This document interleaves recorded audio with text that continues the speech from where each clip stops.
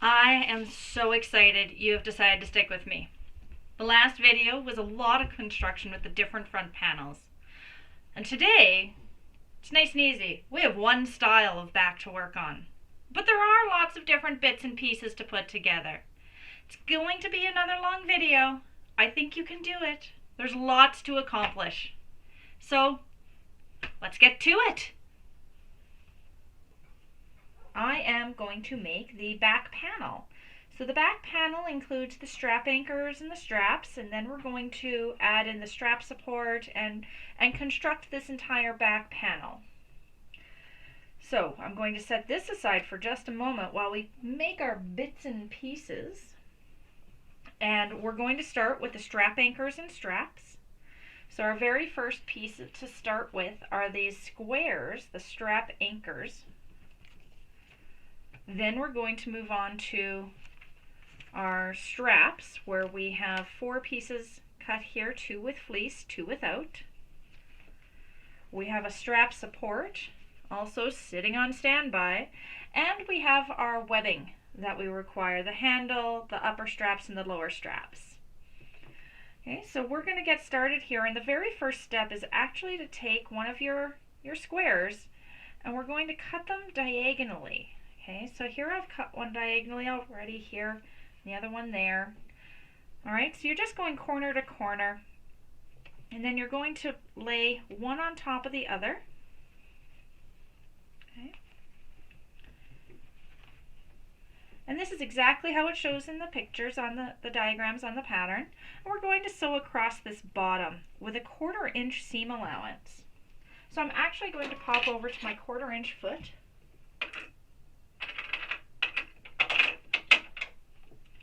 That helps me get an accurate 1/4 inch seam allowance. That also means I actually need to be in the center. Move my needle over.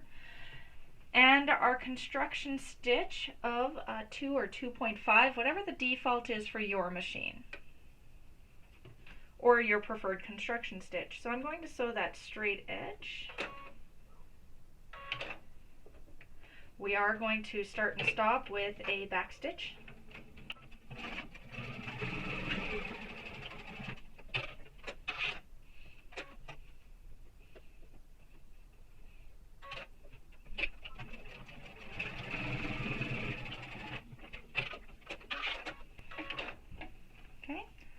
So we have both of these sewn up.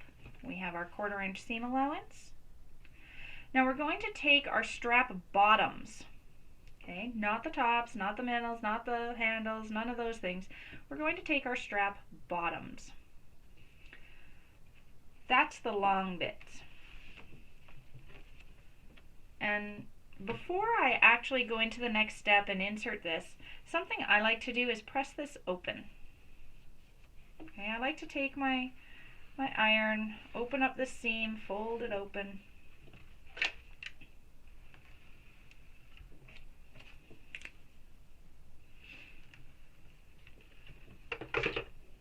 On both sides.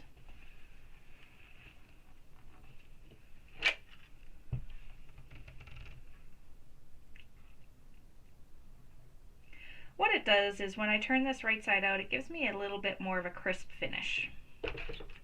I could be on crack, it's just a personal preference. Now, if I lay this the same way as the picture, okay, I'm going to grab my ruler, and what we want to do is we want to slip the strap bottom inside right against that seam. Okay, so you can see it's pushed right down against that seam.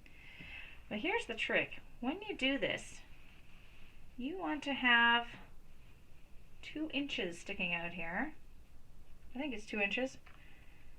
Yep, 2 inches. Right there. Okay, and you want to continue to make sure that your webbing is right down against that. Okay, so I'm going to grab a clip. I'm clipping on this side, but I'm actually going to sew straight over this. And with my seam pressed open, I'm going to make sure I sew over top of these folded edges. That's my little tip on this then. So again, 1/4 inch seam allowance.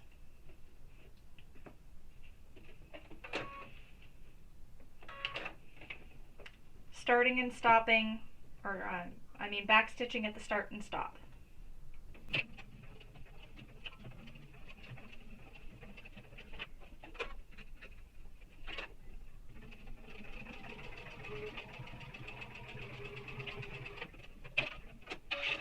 And we'll do that for the second one as well. So set that. So now what we want to do is we actually want to turn this right side out. And this is where this seam being turned already helps. By having it turned already, it means that you can set your strap right down in that crevice and it's not adding any difficulties. It sits flat. But I'm going to turn this back for a moment. And something I do suggest doing is just trimming a little bit of the fabric from that corner. So I like to take just that corner off. And it seems like so little, but it can make a bulk difference. Okay, so it's going to reduce some of that bulk we have in that corner. So really little bit. That's all I'm doing. Then we turn it out. Now when we turn it out, the reason we have that 2-inch length is so that this comes all the way to the end. Okay. So you can see how your strap comes all the way to the end of that corner. We're going to press this into submission. I'm actually going to grab that clip and hold this in place again. And you want to push this out too. So this is making this nice corner. And we're going to do some pressing.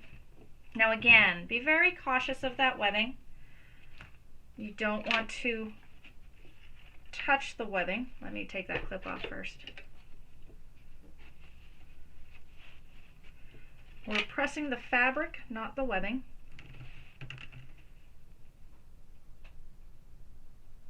If you do get into pressing the webbing, then press just close to it, not the webbing itself. Be very cautious of that. You just don't want that meltage.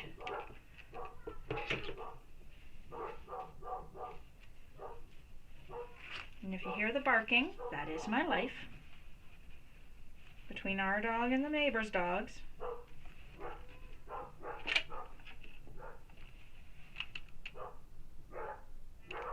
And when I do that, I'm also going to try and press that section up there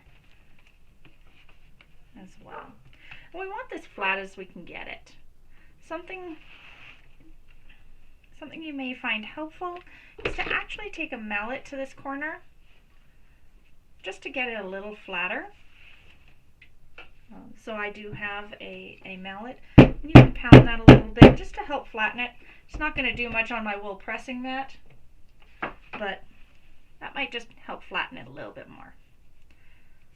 And that one is ready. I'm going to set that by my sewing machine and we're going to turn the other ones. Now what we're going to do is some reinforcement stitching, and this is decorative as well as reinforcement.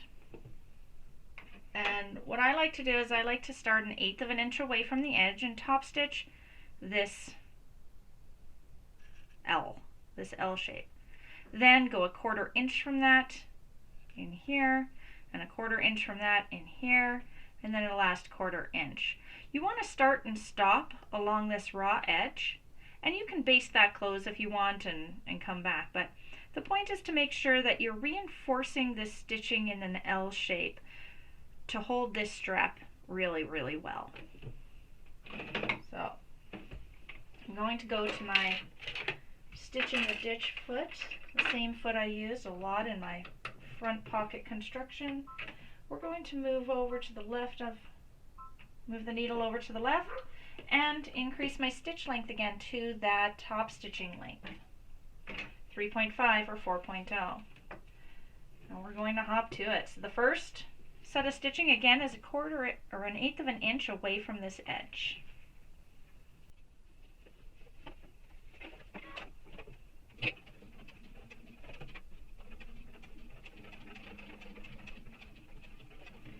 Now something to note is when you come up to one of these corners and you're going to lift your presser foot and pivot, sometimes the machine just needs the needle to come down a little bit further and start coming up to catch the thread underneath. So if you notice that you tend to skip a stitch at that corner, try just rotating it a little extra before your flywheel a little extra before you do that, just to make your needle finish a motion. And then we'll keep going this way. Alright, so here I've completed my first line of top stitching. It's only 1/8 of an inch away from the edge. And now I'll continue doing stitching, echo stitching as a quilter would call it. We're going to echo our stitches approximately 1/4 of an inch away. The point of this is to be consistent, not perfect.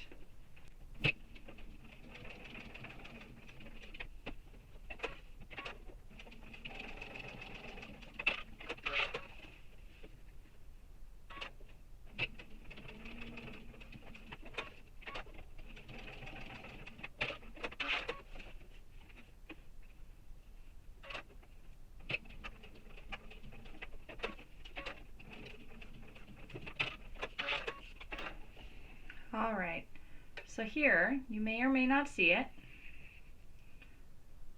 I did switch my thread over to a black thread just because this is a great blending point. You don't really need this to stand out too much. It's about that reinforcement. But we have our line of stitching 1/8 of an inch away, then 1/4 inch from that line, another 1/4 inch from that line, and another 1/4 inch. And I'm going to repeat that on the other one as well. And both of my strap anchors are ready to go, and I can set those aside for the moment. So now we're going to work on our straps. And we have these nice long bits right here, straps, labeled and ready to go. So what we're going to do is we're going to take one that just has woven interfacing and one that has fusible fleece, and we're going to put them right sides together. Ooh, picking up extra bits. Okay, we're going to line up our edges. And so, with a 1/4 inch seam allowance, down one long edge, across the end, and back up. We're going to leave one short edge completely unsewn. So I'm going to flip back over to my 1/4 inch foot. Again, gives me that nice seam allowance that I know and trust. I use it a lot in quilting. And the other thing I'm going to do is I'm going to sew with my fusible fleece up. I find that sometimes my feed dogs on the bottom of my machine can grab that fusible fleece and not move it the right way. So for consistency, I like to sew whenever possible with fabric or woven interfacing against my feed dogs. And this actually goes for foam and fleece. Sometimes those feed dogs aren't actually moving my fleece or my foam. So we're going to, and you can pin these together, you can clip these together, whatever makes sense for you. And be sure to start and stop with back stitching, because when you go to turn this, you want to make sure you're not tearing your stitches.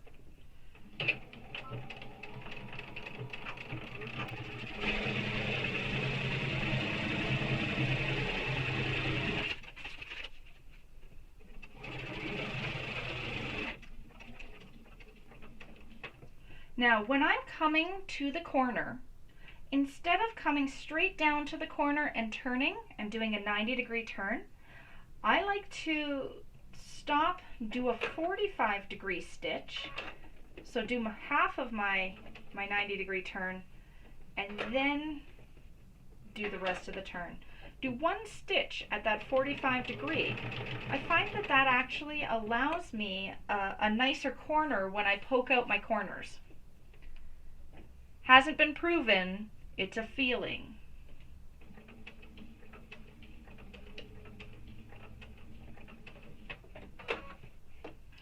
45 degrees, 1 stitch, and back to my 1/4 inch, all the way up.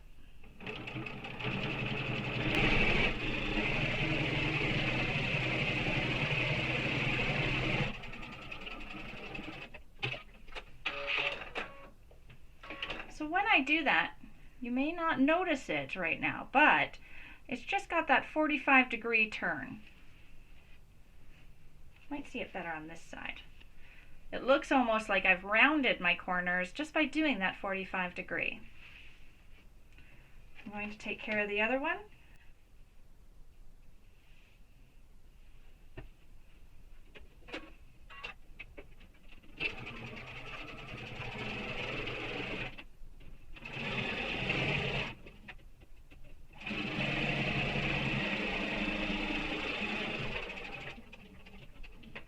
Again, 45-degree, so half of my 90-degree turn. Ooh, did 2 stitches. Back up 1. Finish my turn.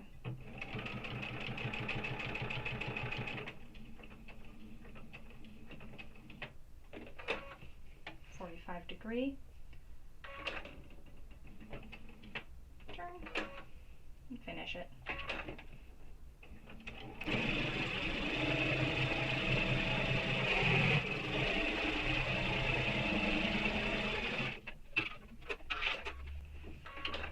Alright, so again, you can see it's almost like it rounds the corners when I do that, but it's actually just 1 stitch taken in an angle.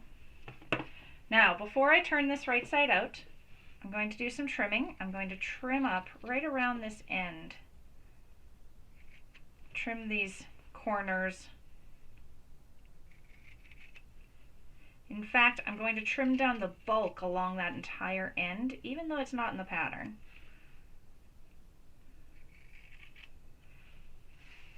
It just narrows it down around that end. And then I'm going to turn these right side out.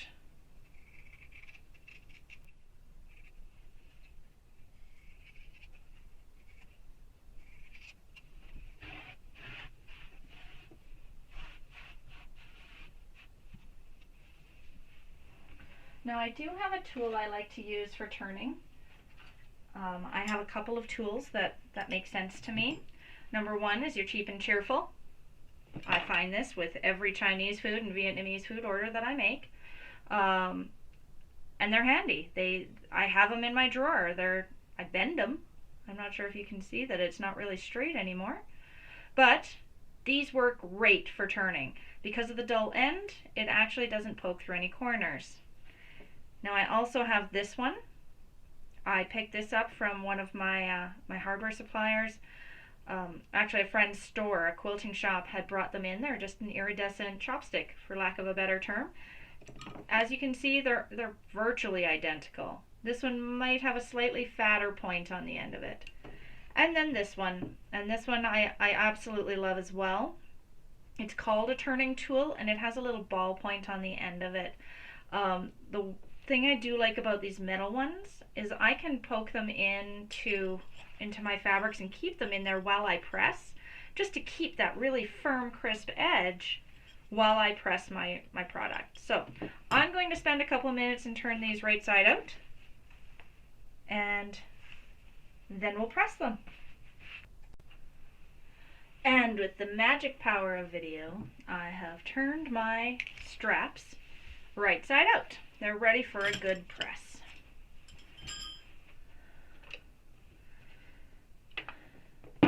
So we're going to clear some space and give it a really good pressing, making sure that all the seams are rolled out nice.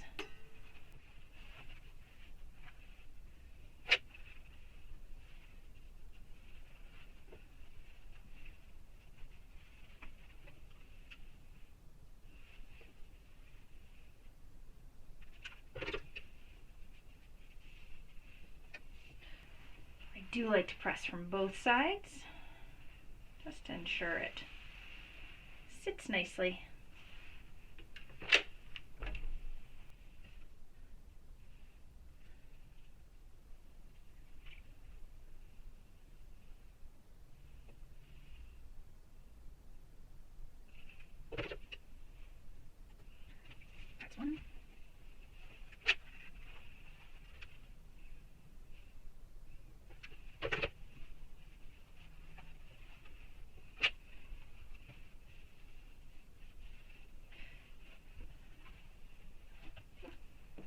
Again, watch out for that webbing.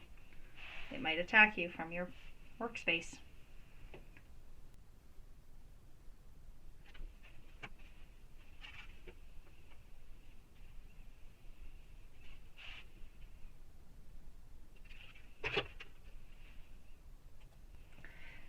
Now we're going to pop back over to my other presser foot for top stitching the outside edges of my straps. So this is my stitch and ditch foot. Move my needle all the way to the left and increase my length to my top stitching length, either that 3.5 or 4.0 point. And what I'm going to do is I'm going to top stitch down one side, across the bottom, and back up the other side. I happen to like the look of this side more, so I'm going to call this my good side. Not that it really matters right now.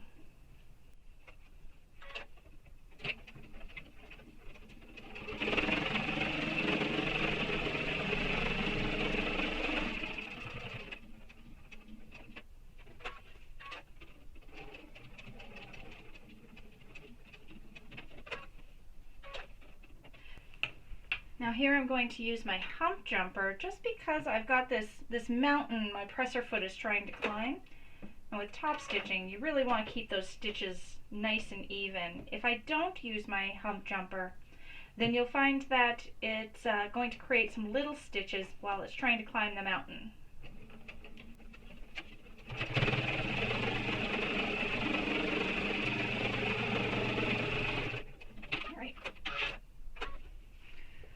Here we've top stitched that strap. Now one other thing I do actually suggest is one more line of stitching straight up the center, just for that reinforcement of this strap. It's decorative. You could actually do some fancy top stitching on here if you wanted to.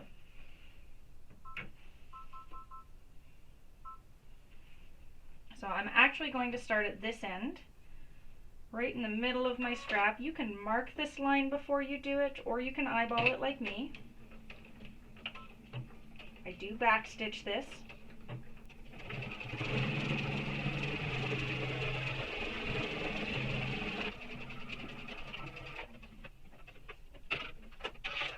And we'll trim those extra threads at the end.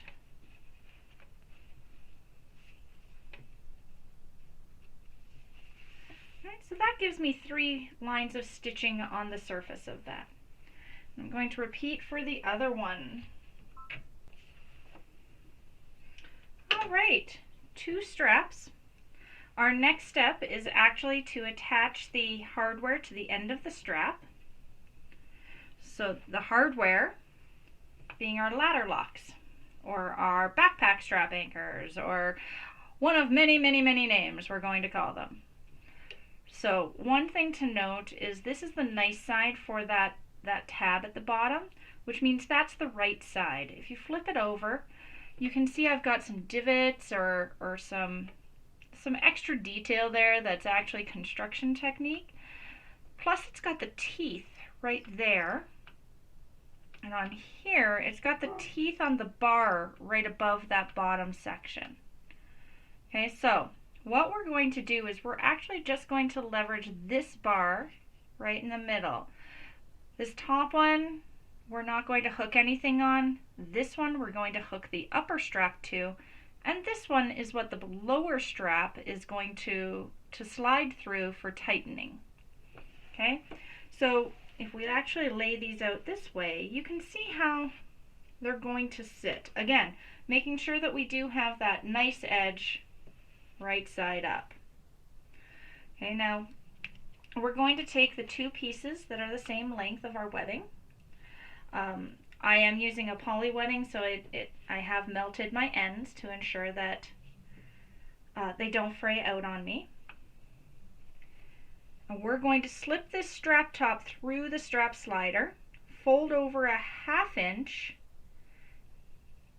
and then bring it over. So slip it through. Okay, we slipped it under that front bar, over that bar there. Okay, so we're over top of this bar here. And it's going to sit like that. However, we're going to fold over. Bear with me one moment. Flipping it over, we're going to fold over the top piece by a 1/2 inch and bring the other end up to sit together. Okay, so that they bump up right against each other. All right.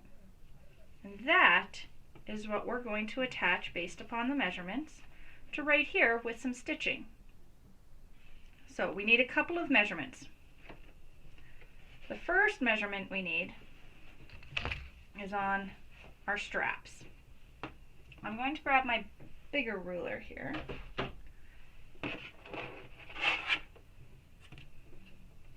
And I'm going to measure that up from the bottom. And I'm going to use my trusty painter's tape. And I don't need a big piece, it's just going to go across the strap right where this line is. Okay. So that's the measurement on my strap. Okay, going to put the same measurement on this strap. So instead of marking a line, I'm using my painter's tape. This keeps me from accidentally marking something that won't come off later. All right. Now on this, what we're going to do is fold over a 1/2 inch at the top. So I actually just grab my measurement, mark it with my thumb, and fold it over and clip it.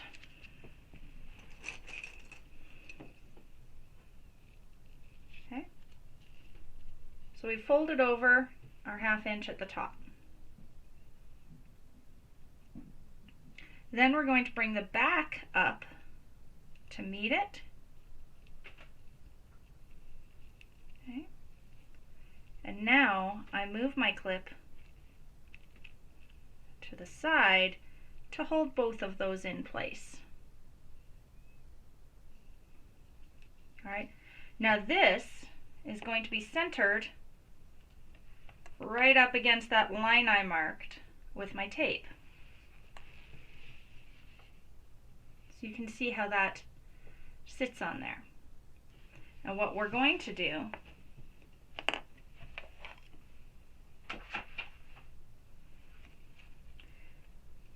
is we are now going to stitch a box to hold this in place. Okay, so we're going to, I like to start at the top, come across the top, down the side, across the bottom, back up the other side, and then back across the top. Now if you'd like to, you can also sew that X in your box. Okay, so I've got this one all measured, ready to go. I'm going to, oops, just shifted it. I'm going to put another clip on this side so I can take this one off and clip it better. And I'm going to top stitch that in place. Now I am going to change my thread so that it does match this webbing.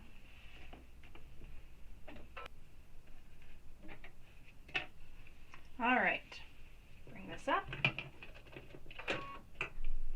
take this clip off, hold my thread. Oh, we're not in the right place. There we go.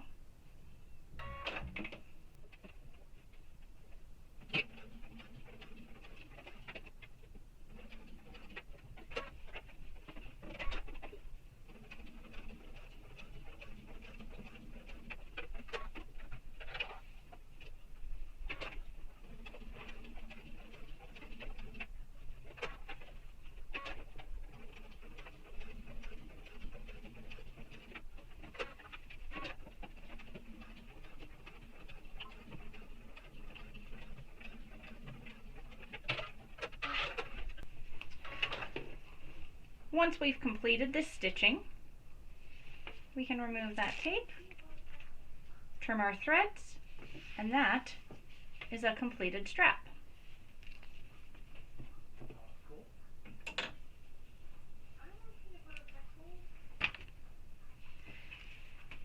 So I'm going to repeat this for the other one. And a second strap ready to go.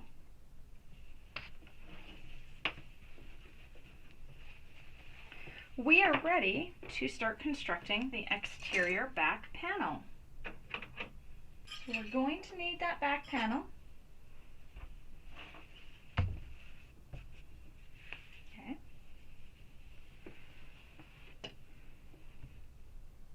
And then we need to lay this right side up and draw 2 lines horizontally across it. So going left to right across it.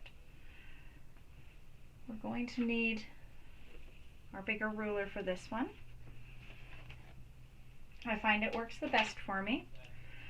Now the lowest line, I'm going to use a piece of tape for it, so I'm going to start with it. Make sure you're marking the lines based upon the size of the panel you're working on. If you're working on the small, it's different than if you're working on the mini. So I am starting with the second measurement instead of the first.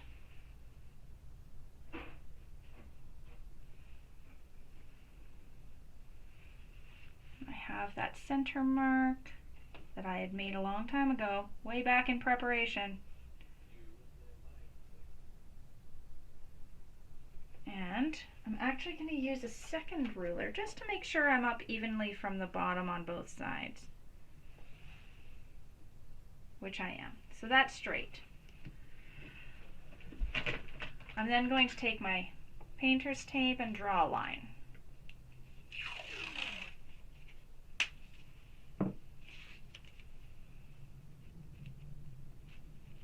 This line is going to be the bottom of our strap support. So this line is going to be a guide for laying that strap support directly on our back panel. The line above that is actually only a 1/4 inch above it. So I could measure from that line up a 1/4 inch.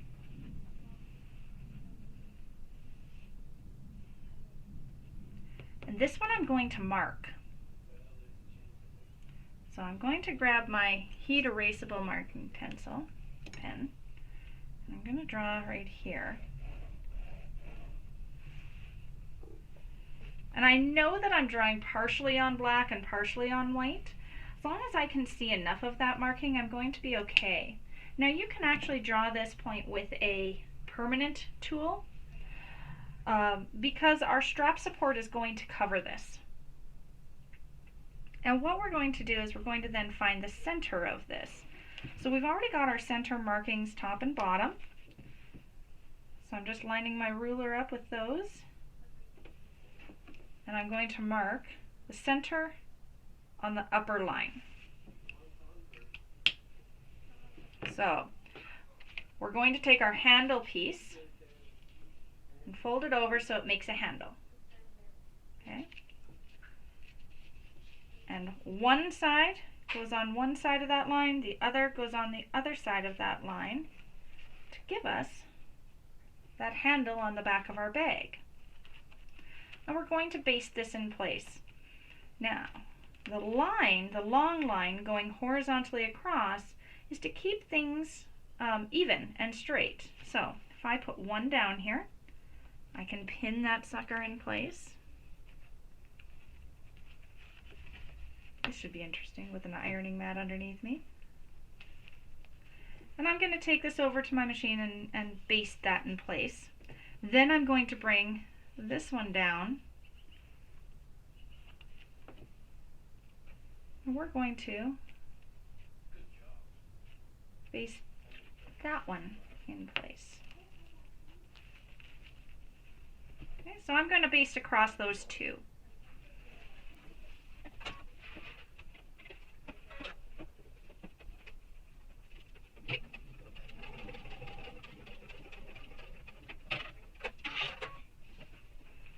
Alright, I've done a single line of basting directly across them.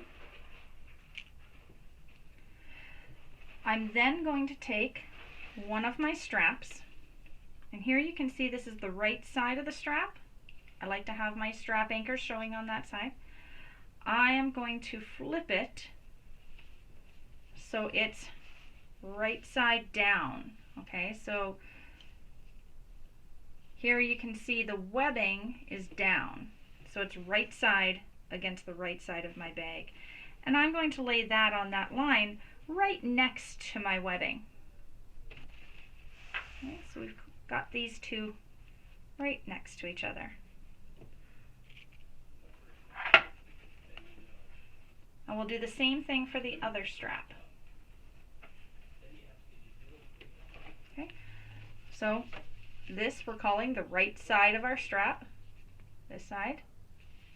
Not this side where you see all that stitching. It's this side. It goes right side against my backpack. Okay. Right along that line, nice and even.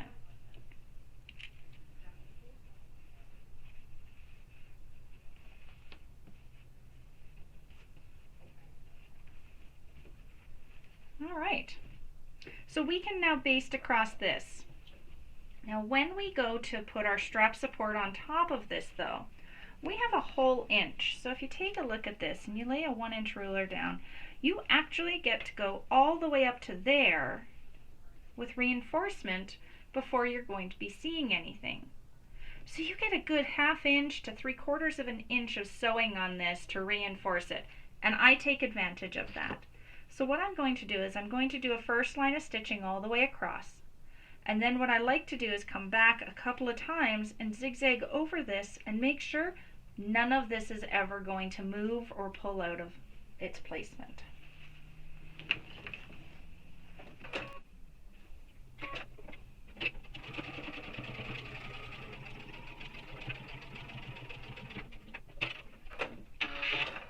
So first line of stitching. I'm just going to change my presser foot out to a regular presser foot so that I have no guide on the edge. And we're going to do some extra stitching now.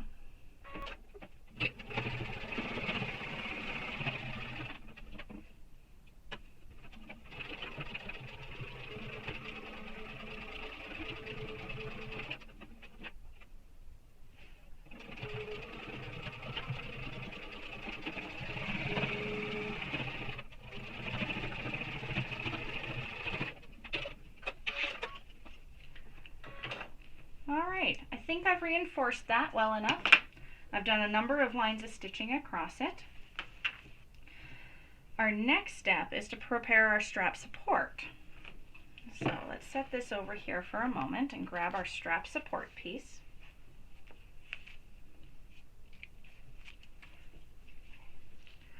We are going to turn this right side down. So we're looking at the wrong side, and we're going to find the center of this and draw a line all the way down it.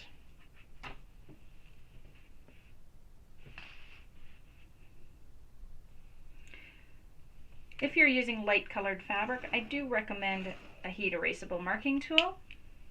If you're not, I don't recommend a heat erasable one because we're now going to fold and press our sides into that line.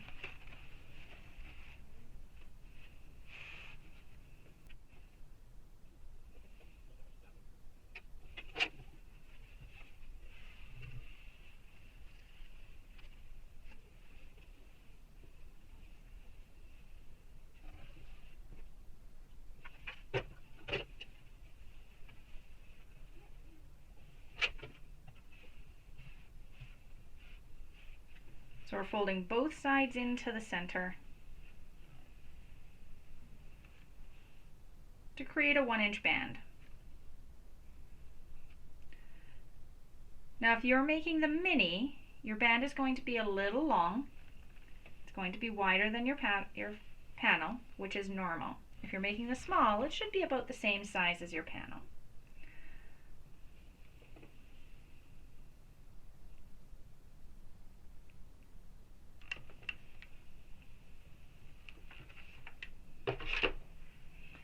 Now we're going to bring back our back panel here. And we are going to use that tape as our guide. Okay. So we're going to turn this over so our raw edges are underneath. And we're going to lay this down right along that tape. going to clip it in place or pin in place.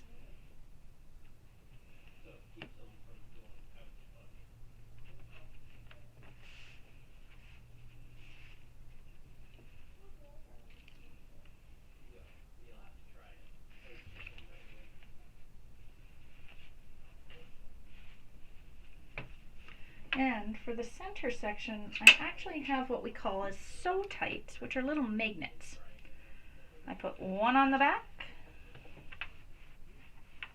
and one on the front, and it helps to hold things in place. I'm going to change out to my top stitching thread again, my accent top stitching thread.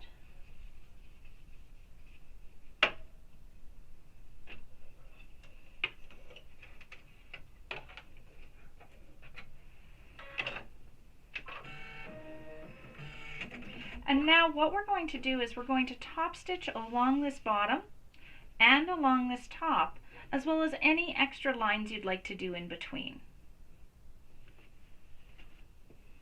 So, over to my stitch in the ditch foot for my top stitching, and make sure your stitch length is at your top stitch length, 3.5 or 4.0, whichever one you've chosen.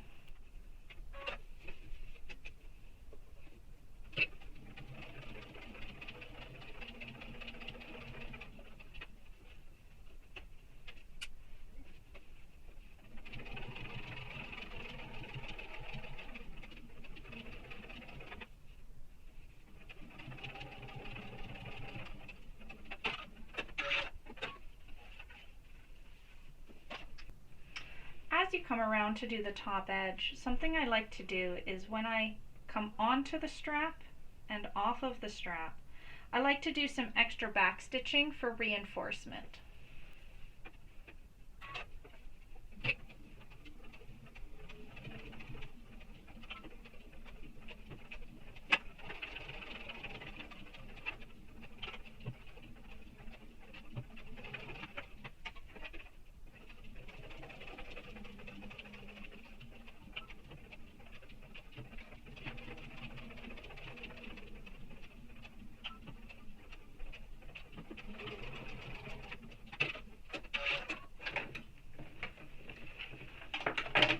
Here you can see the top stitching along the bottom, the top stitching along the top. I can now remove my guide tape, and I can do some extra stitching straight down the middle or near to that if I'd like. There we go. Now I can trim the excess strap support from the two ends.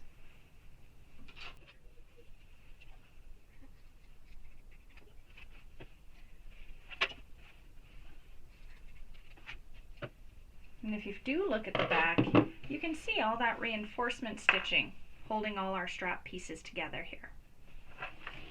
We're almost done. We're getting there. So close. Now we want to mark up from the bottom edge. And this time we're marking it for the placement of our strap anchors. Okay, so I'm doing the mini, so it's not very far up. You're just marking it within the seam allowance, so it doesn't matter what you mark with as long as you can see it. And you're going to grab these two strap anchors. Okay. And when you lay these down, you want these straps sticking up, just like in the picture. But you're going to take this bottom corner, and it's going to line up with that mark. But the raw edge will align with the edge of the body panel. Okay, so I'm going to clip that in place.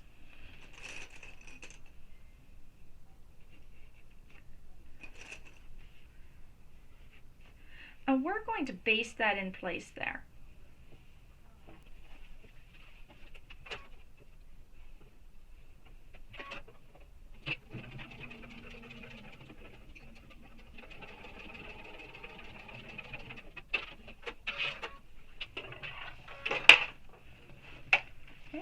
And then we're going to do the other one. Same thing. You want to make sure that it's shooting upwards. Okay? And then the bottom corner of it can align with your mark with your raw edges even here.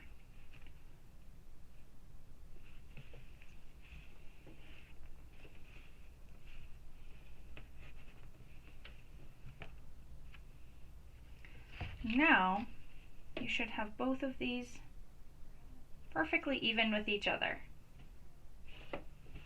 We're going to baste that one in place too.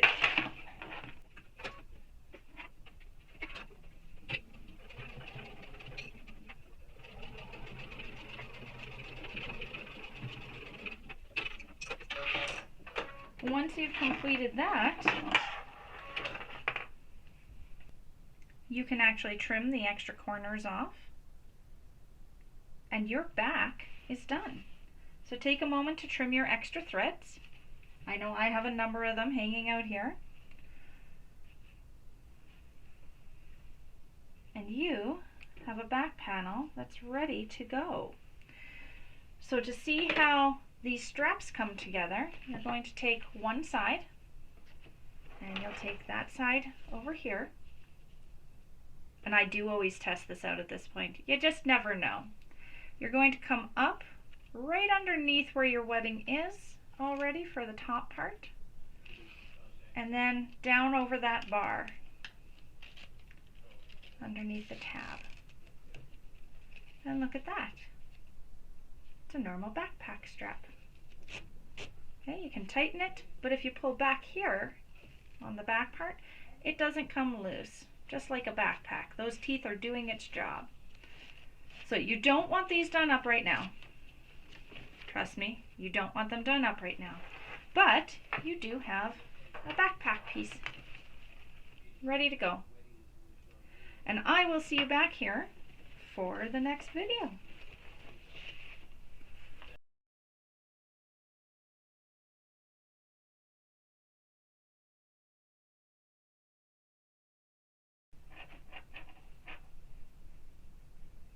And I managed to stitch half of that without bobbin.